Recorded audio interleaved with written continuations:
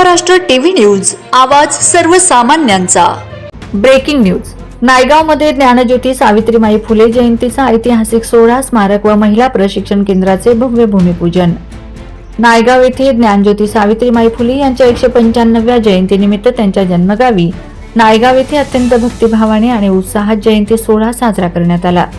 राज्याचे मुख्यमंत्री माननीय देवेंद्रजी फडणवीस यांच्या प्रमुख उपस्थितीत आयोजित या सोहळ्यात क्रांतीसूर्य महात्मा ज्योतिराव फुले आणि ज्ञानज्योती सावित्रीबाई फुले यांच्या प्रतिमा, पुतळ्यांना मान्यवरांनी विनम्र अभिवादन केले। या प्रसंगी ज्ञानज्योती सावित्रीबाई फुले स्मारक व महिला प्रशिक्षण केंद्राच्या भव्य प्रकल्पाचे भूमिपूजन मान्यवरांच्या हस्ते पार पडले। उपस्थितांशी संवाद साधताना सावित्रीबाईंच्या कार्याची आठवण करून देणाऱ्या या ऐतिहासिक क्षणाचे महत्त्व अधोरेखित करण्यात आले। 1993 साली पुण्यातील फुलेवाडा स्मारकाचे लोकार्पण तत्कालीन राष्ट्रपती महोदयांच्या हस्ते झाले होते। त्यानंतर दिवंगत विचारवंत प्राध्यापक हरी नरके यांनी नायगाव येथे सावित्रीबाईंच्या जन्मस्थळाच्या जीर्णोद्धाराची संकल्पना मांडली।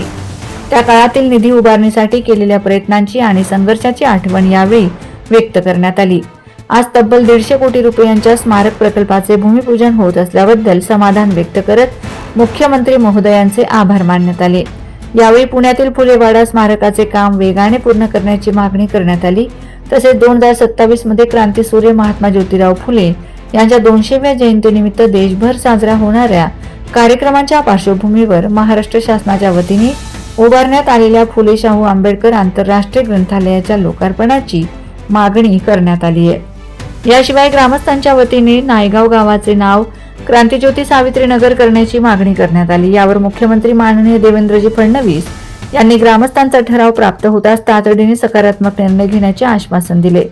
या गौरवपूर्ण सोहळ्यास विधान परिषदेचे सभापती प्राध्यापक राम शिंदे, मंत्री जयकुमार गोरे, मकरंद जाधव पाटील, शंभूराज देसाई, महाराष्ट्र राज्य महिला आयोगाच्या अध्यक्षा रुपाली चाकणकर, माजी खासदार समीर भुजबळ, आमदार डॉक्टर अतुल भोसले, मनोज घोरपडे यांच्यासह अनेक पदाधिकारी, कार्यकर्ते आणि फुलेप्रेमी नागरिक मोठ्या संख्येने उपस्थित होते। शिक्षण, स्त्री सशक्तीकरण आणि सामाजिक न्यायाच्या क्रांतिकारक विचारांना उजाळा देणारा हा सोहळा नायगावच्या इतिहासात सुवर्णाक्षरांनी नोंदवला गेला। वंदे महाराष्ट्र टीव्ही मीडिया प्रतिनिधी रवींद्र दादा सोनवणे, धुळे। वंदे महाराष्ट्र टीव्ही न्यूज, आवाज सर्वसामान्यांचा। अशाच नवनवीन बातम्या पाहण्यासाठी आमच्या चॅनलला सबस्क्राइब करा, बेल आयकॉनला क्लिक करा।